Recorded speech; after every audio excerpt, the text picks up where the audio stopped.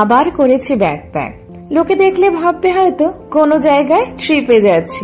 একদমই না বন্ধুরা, ট্রিপ না, মা বাবার কাছে কিছুদিনের জন্য থাকতে যাচ্ছি।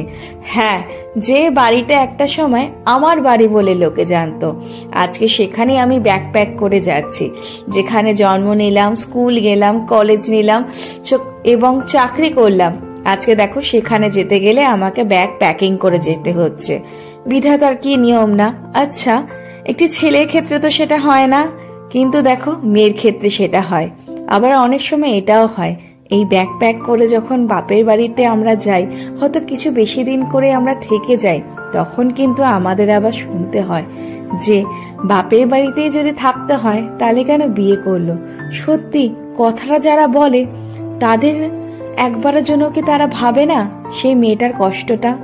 আসলে তারাও তো একটা সময় মেয়ে ছিল, সেটা কি তারা ভুলে যায়?